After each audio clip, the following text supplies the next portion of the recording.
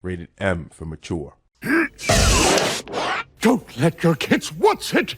Ah, spoiler alert. Hey there, Artie! And guess. Hey folks, welcome back to more Phoenix Wright Ace Attorney Dual Destinies. We're going to trial for episode 2 of The Monstrous Turnabout. Before we start, Marty, any theories about the prosecutor? Because you have no idea. Okay, I was talking a little bit about this earlier. He's Prosecutor Blackquill. Professor! I'm playing too much Fire Emblem Three Houses. No, Prosecutor Blackquill. Surprise, he wears all white. That's what you're thinking? That could be a thing. Otherwise, I also am predicting, like, the Joker. Because he's, like, a prison convict, and then he's into psychology. So you think he's just, like, insane? I think he's kind of gonna be insane. Interesting. It'll be interesting. Alright, so April 18th, 9:15 a.m., District Court Defendant Lobby number 3.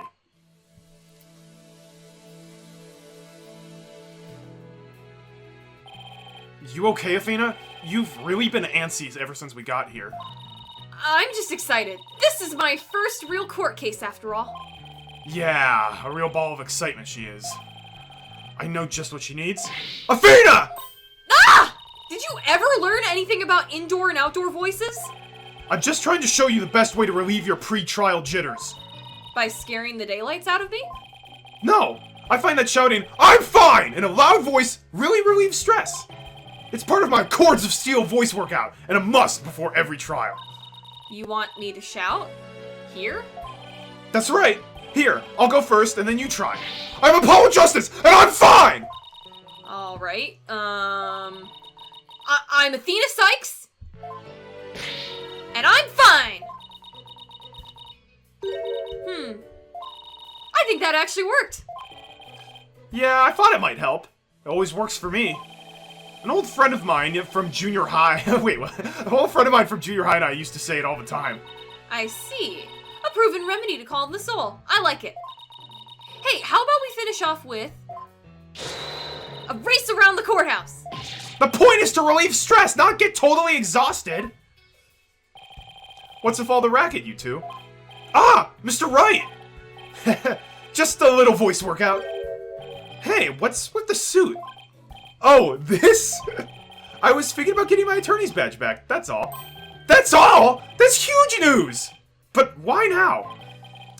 I have a feeling I'll be needed in the courtroom again sometime soon. But we can talk about that another time. No fair. Inquiring minds want to know. Everyone wants to know. But wow. I'm so used to him in his usual laid-back hobo clothes. Yeah.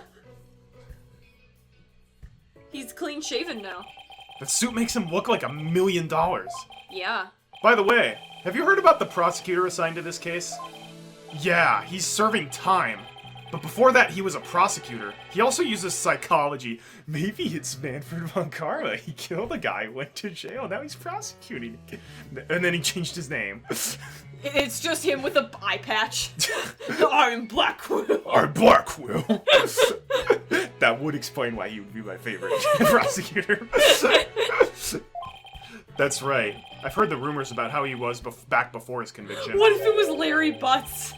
And it's another changed name. Using the power of suggestion, he could make even the most stalwart defendants confess. Psychology in the courtroom. Been hearing a lot about that lately. So he must be a pretty scary guy, considering he's a prison inmate and all. So they say. They also say he'll cut you down if you talk too much. Heck! I knew he was gonna be bad news! It's probably just hyperbole, but at least I hope for your sake. Wait, so is it true or not? Let's just say you should be concise and choose your words carefully. If you'd like to keep that head of yours attached to the rest of your body, that is. Yikes! Better tone down my cords of steel, too. So are you all ready? Might be a good idea to check the court record again before stepping into the rain. Right, Mr. Wright, but I'm fine! I'll be watching from the gallery. Good luck. Thanks! Okay, let's do this. The odds of pulling this off are ridiculously low, but that's nothing new.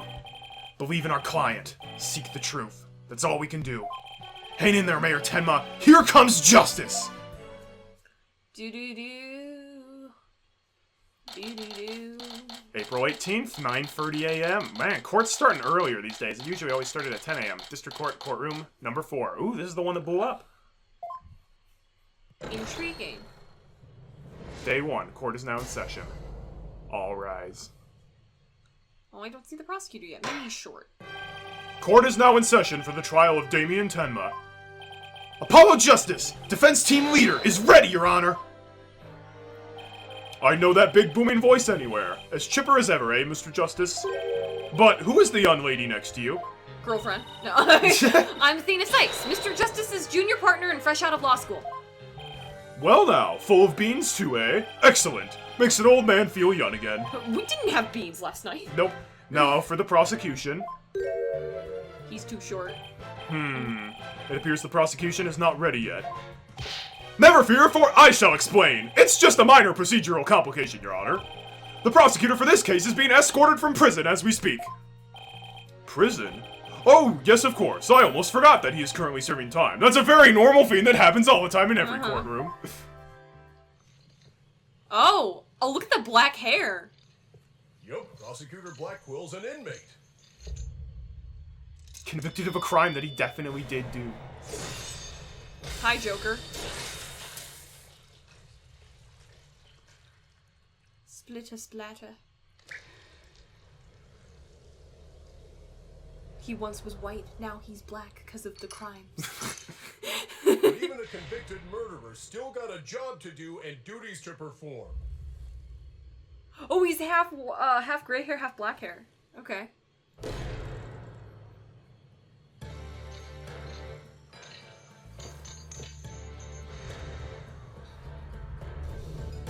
He's kind of like Joker. The other one. Yeah, other Joker, not Batman Joker. More the looking good Joker. Hello, ponytail. What disrespect. He's not even facing us. Who's that with his back to us over there? That's him. I'm sure of it. Prosecutor Blackquill. Is the prosecution ready?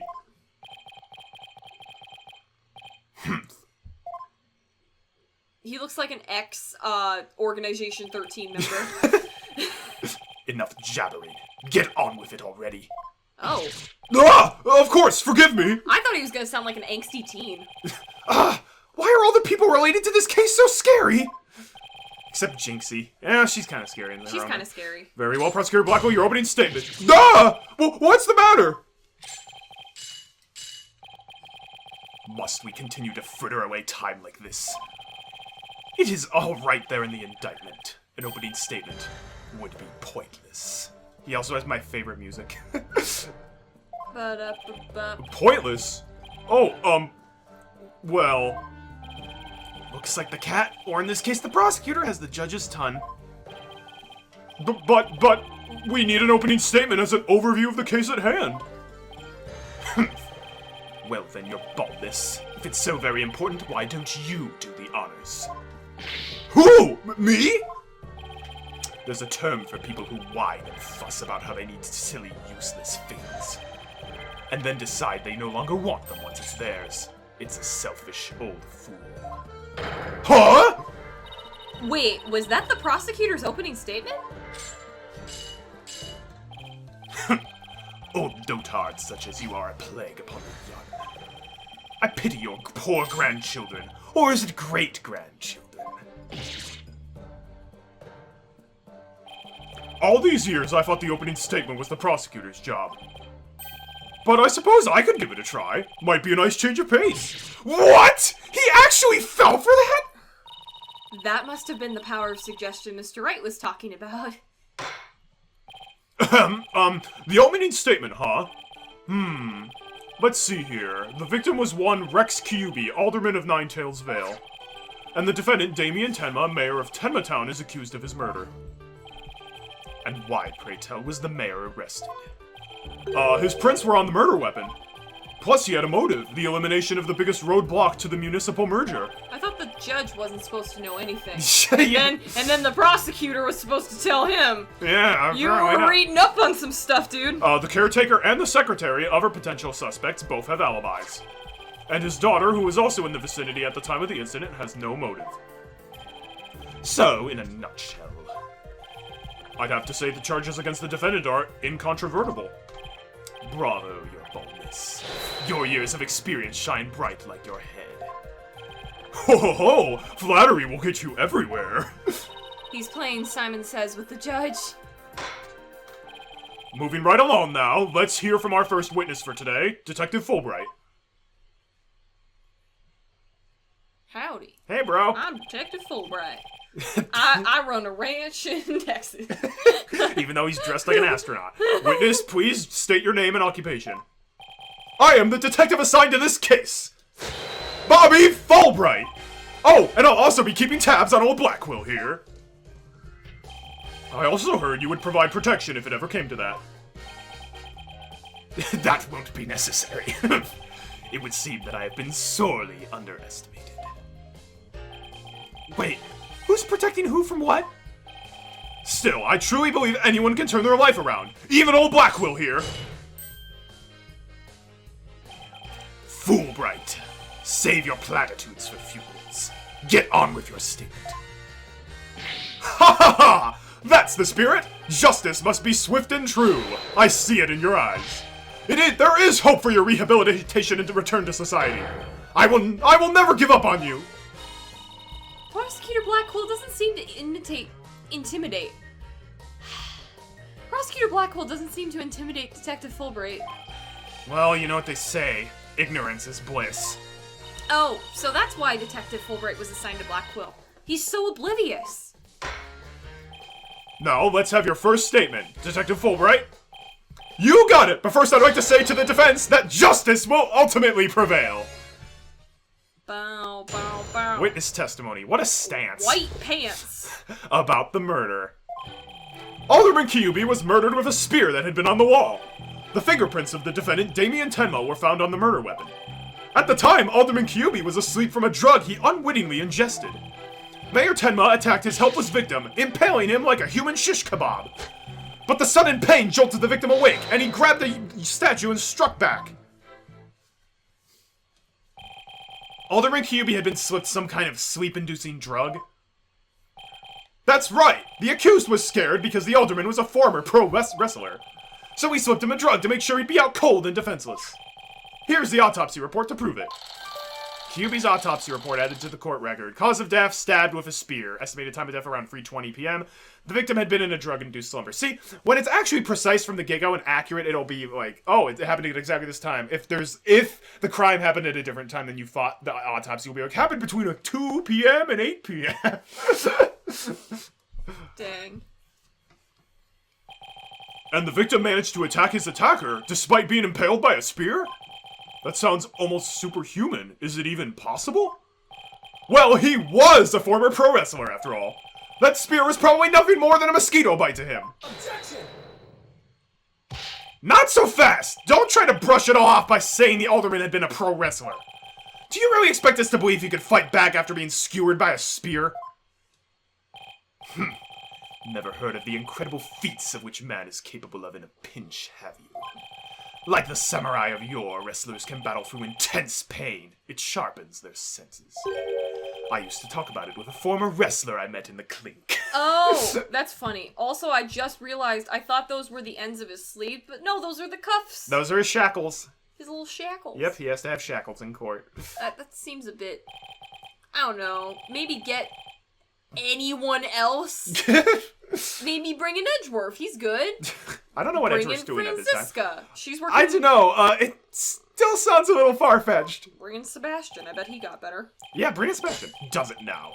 Then perhaps we should test the theory on you with the edge of my blade. This is like a mix of...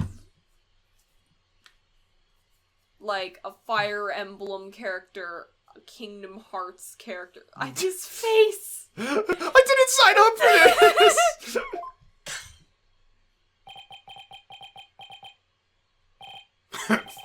And so your life is spared. For now. The voice is interesting. Please let those shackles be made of titanium! I don't want to die. I thought he was gonna sound like he didn't have a care in the world, like, your life has been spared for now. Maybe I'm thinking of Shadow the Hedgehog. Yeah, he's not a shadow. Haha! My investigations are as thorough as they are foolproof, or my name isn't Fulbright. I vow to resign immediately if I ever make a false arrest. This is who I am. The accused's prints were on the weapon, and he's the one person without an alibi. Quite decisive evidence. Wouldn't you agree, your baldness? The defendant is sounding guiltier by the minute. He has the judge leaning toward a guilty verdict, and the trial's just barely begun. What's more, a curious rumor about the accused is making the rounds.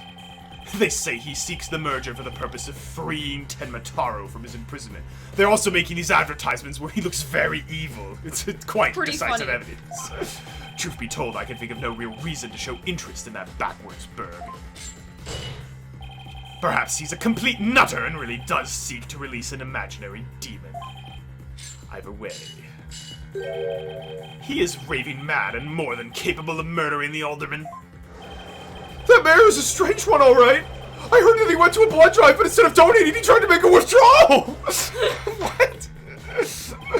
Order! There will be no gossiping in my court! The mayor or Blackquill? The mayor. Your baldness, please take a gander at those charms plastered across his cranium. I hear they're meant to keep him safe from possession by the demon Tenmataro. Then again...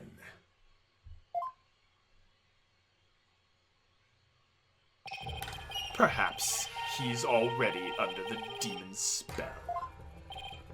Behold! The lunatic appears poised to lunge at you at any moment. Eve! The rumors and quirks of Mayor Tenma have no relevance to this case. Besides, those charms on his head, they're just fashion statement, I think.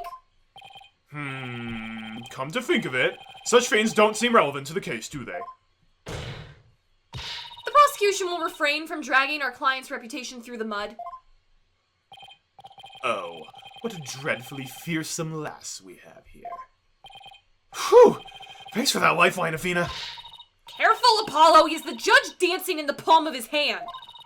The power of suggestion is one of the more powerful tools in Simon Blackquill's arsenal. I almost called him Blackquest. Blackquest. Blackquest! He's trying to manipulate everyone's impressions to suit his objectives. This guy really is bad news. In any case, it seems the victim did manage to defend himself despite being impaled. What sort of weapon did he use against his attacker? None other than this statue right here. It appears to be a statue of two strange creatures locked in battle. Two yokai, to be exact.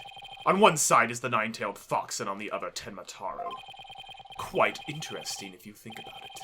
It's as though this very case were rendered in art. Why does he have a feather in his mouth? You just now noticed that? I noticed it earlier, but I didn't have the time to comment because he was monologuing. He's interesting. Fox and Demon statue updated in the court record. He's like, I love Tenmataro. It's the best. Mr. Justice, you may proceed with your cross-examination. How old is Blackquill? I actually kind of forget. 35. Oh, Phoenix, right.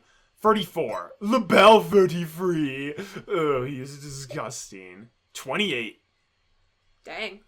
Man, he's already got a crazy past. Yep. Mr. Justice, you may proceed with your cross-examination. Also, you really need to clean off the black eyeshadow from your eyes. It's kind of It's a fashion statement, the you mascara dotard. the mascara's run down his eyes. About the murder. Look at this guy's smile. Oliver Kiwi was murdered with a spear. Not arrested with a spear. So, those weapons on the wall of the Fox Chamber, I presume those are real? Don't you think keeping real weapons around like that is rather dangerous? No matter what he collected, the alderman insisted it be the real deal. For instance, he had a real demon's club in his possession. Apparently, one of his ancestors claimed it after defeating a demon in battle. What? That's gotta be an old wives' tale. Ha ha ha! The alderman had pure, unadulterated justice flowing through his veins. Whatever he did it right. We've lost a real champion of justice in his death. Nothing but claptrap and balderdash, if you ask me. Now stop your bleeding and tell us about the weapon. Your wish is my command! It would be weird if Emma Skye were assigned to Blackquill, so I kind of get why they had the new detective, but... Yeah. They also need to have new characters, like lots of new characters for the games. Yeah. And since this was the first one to go to the 3DS, not only was it like a new audience potentially coming in. So, this is first on the 3DS for America. Japan got the Professor Layton crossover first. Okay. Interesting. I wonder why they did that way. I'm not sure. So did they start by making it in America and then they translated it to Japanese? No, it was in Japanese. So Professor Layton vs. Ace Attorney was released in 2012 in Japan. Dual Destinies was released in 2013 in both Japan and America, and then I think Professor Layton was released in America in like 2014 or 2015. God, oh wow, why was that such a long delay? I'm not entirely sure. They may have had to get some of the localization teams and like Capcom and stuff on board with whatever. Well, and I've noticed for these games, even like some of the simpler ones, the localization team really has to work super hard because this is a mystery, and there's lots of stuff where it's like, oh, Maggie Bird wrote the wrong name of Maggie. Oh, flies like a bird. I don't know. Like the names are so important, and then and the a lot of foreshadowing jokes. as well. Foreshadowing's important. It doesn't make sense if you think about it. Prince can be easily wiped off. You do have a point there. I'd venture to say he did not wipe the prince off because he could not. What do you mean?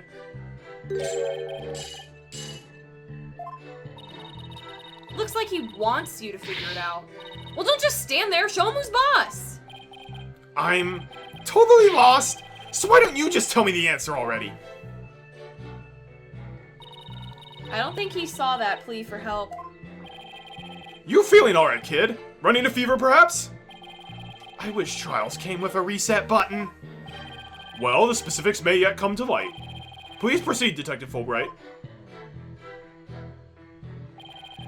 The time Alderman QB was asleep from a drug. Drugs. Come to think of it, a coffee cup was found on the floor. Was the sedative in his coffee?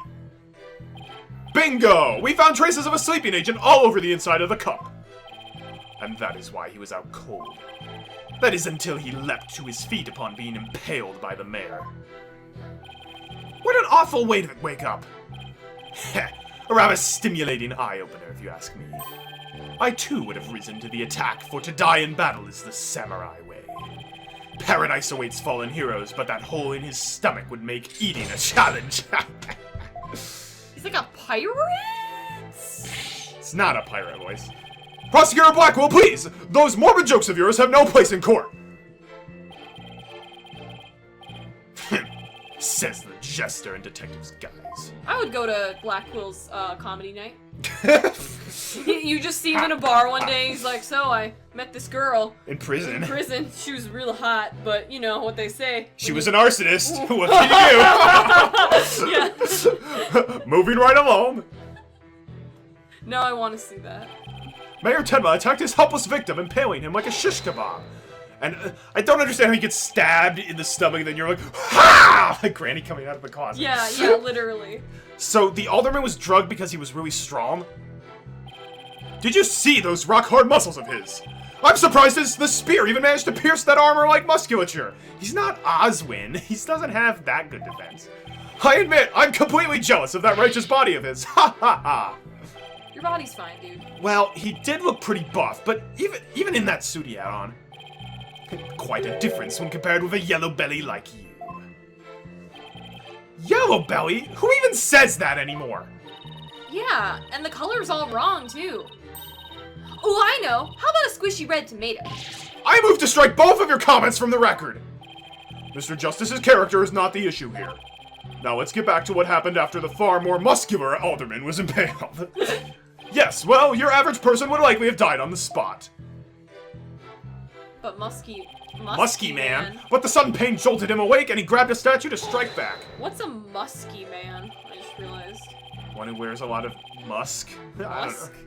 Isn't a musk like an animal? Or like a cologne.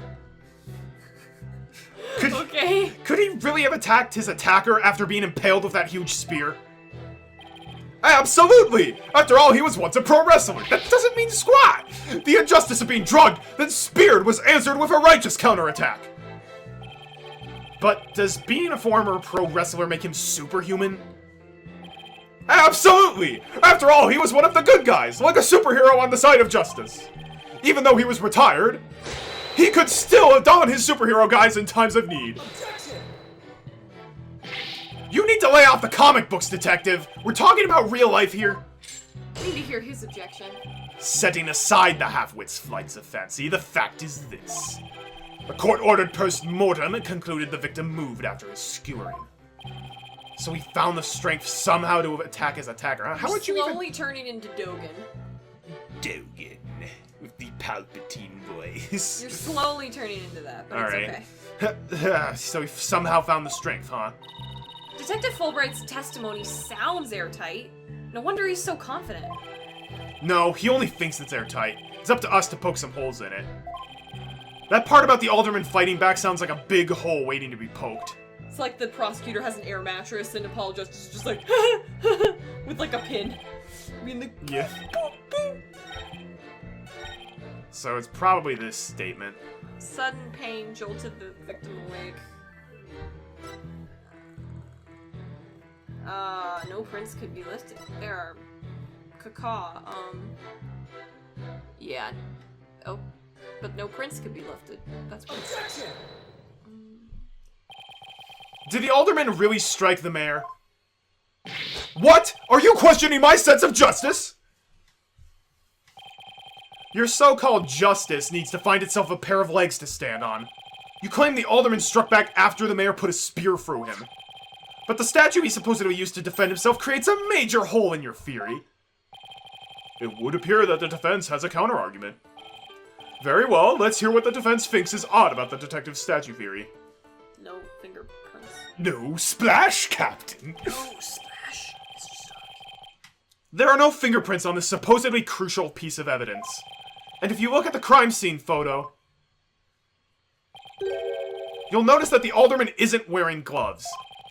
Yes, I believe he is quite gloveless indeed. If he touched the statue with his bare hands, he should have left some fingerprints. Detective Fulbright, you did take that into account during your investigation, didn't you? Ah! This can't be happening! Did I arrest the wrong man? Phoenix Wright's just like, yeah, boy. You did it, Apollo. You knocked Detective Fulbright right off of his high horse. Well, it's just 1 point in our favor. Who do you suppose clubbed the mayor if it wasn't the alderman? Well, if it wasn't the alderman, maybe that means someone else must have clubbed the mayor. It's so obvious, though. You mean there was a third party there in the Fox chamber? Exactly! And this could be the big break we've been looking for. There does seem to be a hole in the prosecution's argument. Prosecutor Blackquill, would you care to respond to the defense's assertion? This is what I'm thinking happened. Makeup flamboyant boy. LaBelle. Hops into the air duct. Whoosh! Goes over. Throws the spear like a javelin in Fire Emblem. No! Absolutely not. No, when they both are knocked out, that's when he jumps in, undoes a few things, sets up everything that he needs. And then books it out of there dressed as Tenmataro. Yeah, then he spears the people, opens up the thing. Okay. Yeah. Interesting. Humph. The least you could do is look at me while being dismissive. Your mind is as dull as an unhoned blade, Justice Dono. Justice Dono? He's been watching too many samurai flicks. He and Edgeworth would get along, though. It will take far more than that to cut down Simon Blackquill. A whelp such as yourself has no hope against my superior swordsmanship. This is a trial, not a sword fight, Prosecutor Blackquill. Same thing. There's a perfectly good explanation for the lack of prints on the statue. You might recall that blood-stained cloth found at the scene of the crime. Well, it just so happens that the blood was the mayor's. So, what are you getting at? Hone your mind, boy. Why was there blood on that cloth? Solve that riddle and you shall see that the hole you thought you found is but an illusion. Now let's see, how was that cloth used? Was it used?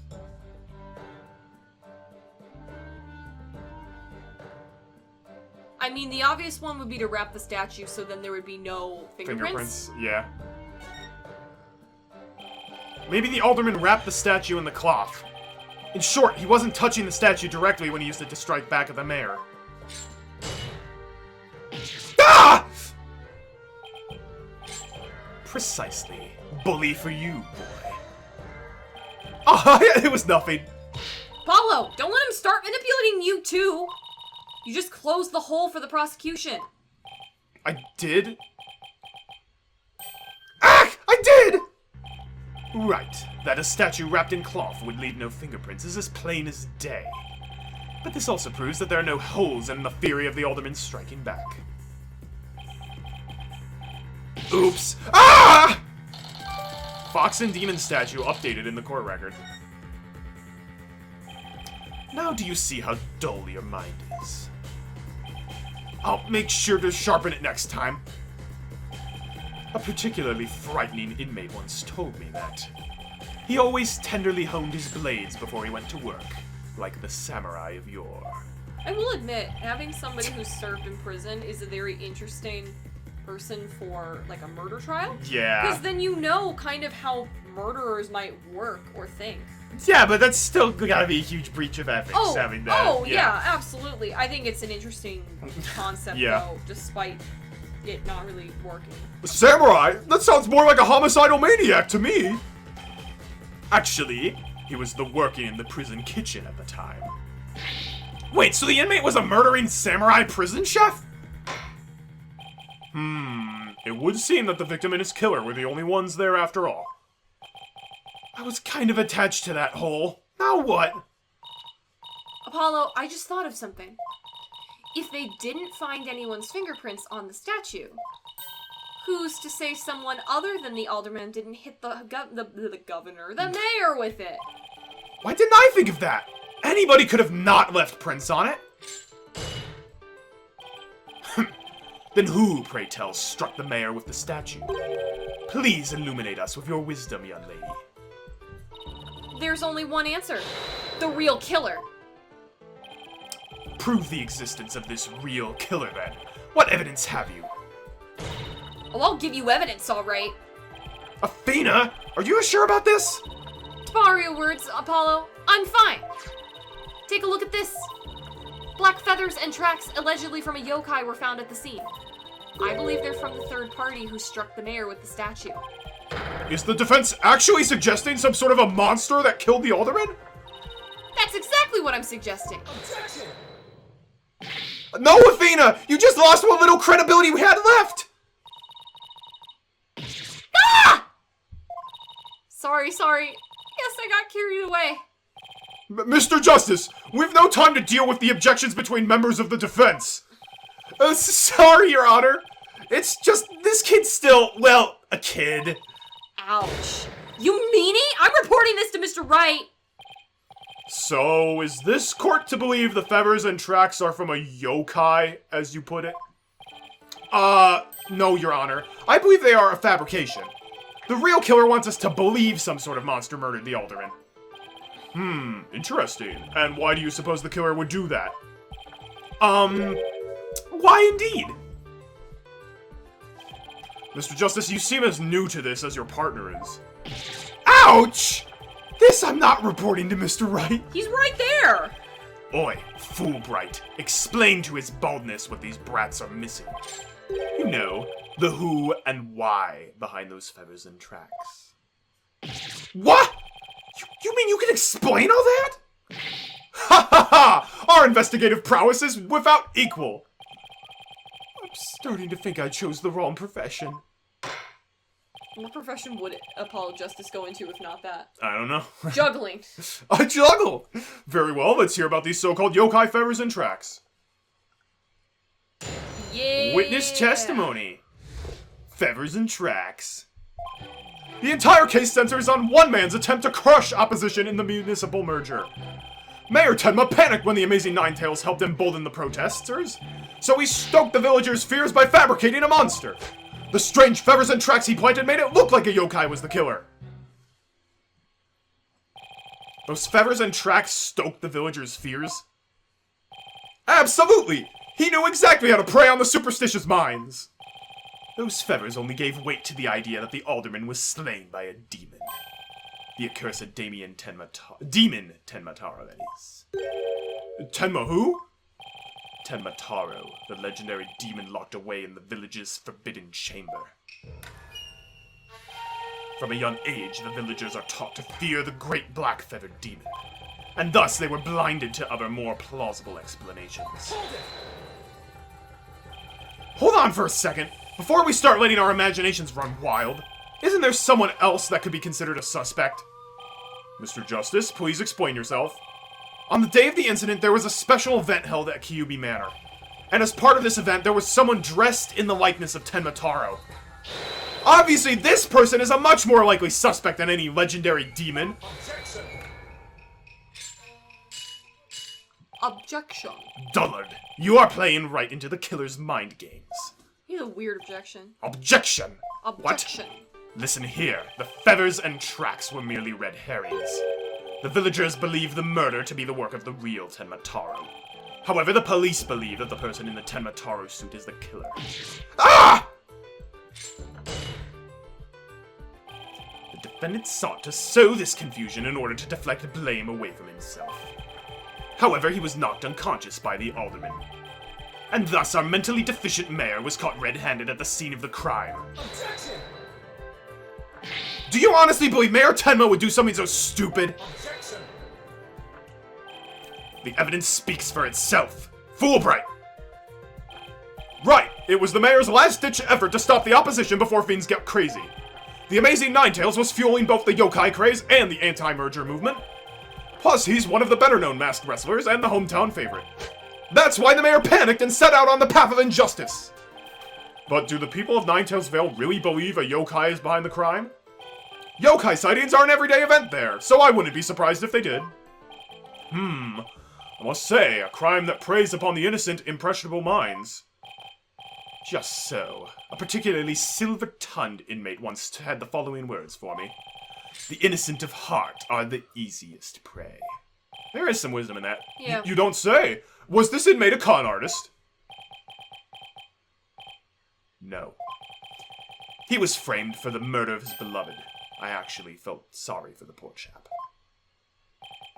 Wait, so he wasn't the predator, but rather the prey? Yes, well. Now then, the defense may proceed with their cross-examination. Alright, well, we'll have to do that next time, because we're out of time for today. Thanks for watching, everybody. So, you can kind of see why I like Blackquill now. He's very interesting. He is, and he makes for a really cool and, believe it or not, a very humorous character in these cases. Because he'll often pull up, like, weird prison stories to mention in court. He's like, oh, I had this one prisoner that, okay. Yeah. So, hey, thanks for watching, everyone. Definitely tune in for the next video. And until we meet again, my friends, have a great day, and God bless.